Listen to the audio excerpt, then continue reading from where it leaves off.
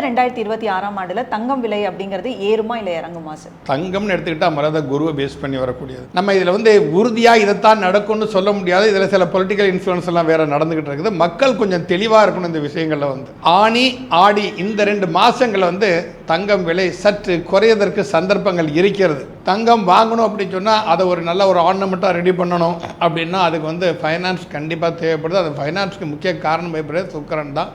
அந்த சுக்கிரன் லக்னத்துக்கு 12 மறைஞ்சி இருக்கிறதுங்கிறது வந்து கொஞ்சம் ஒரு பின்னடைவு.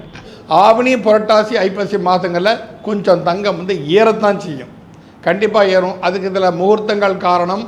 அந்த முகூர்த்தங்கள் இல்லாவிட்டாலும் வந்து ஒரு பொருளாதார சேவ் பண்ணுவோம் அப்படின்னு சொல்லி இதில் நிறைய வந்து இல்லீகல் ப்ராசஸ்லாம் நடந்துகிட்ருக்கு. பதுக்கிறதுங்கிறது முதல்ல வந்து பெரிய விஷயமா இருந்துகிட்ருக்கு. இந்த தங்கம்ங்கிறது ஒரு ஸ்திரத்தன்மையற்ற ஒரு நிலையாக தான் இந்த வருஷம் பூராமே போகும். எல்லாருக்குமே தங்கம் தேவை. தங்கத்தை வச்சு தான் ஒரு நாட்டோட பொருளாதாரம் நிர்ணயிக்கப்படுகிறது. மக்கள் தெளிவாக இருந்து தேவையானதை உங்களால் எதை பாதுகாக்க முடியுமோ அதை மட்டும் நீங்கள் பர்ச்சேஸ் பண்ணினா இந்த விலையேற்றத்தை பற்றியோ இல்லை விலை இறக்கத்தை பற்றியோ யாருமே கவலைப்பட வேண்டிய அவசியம் கிடையாது.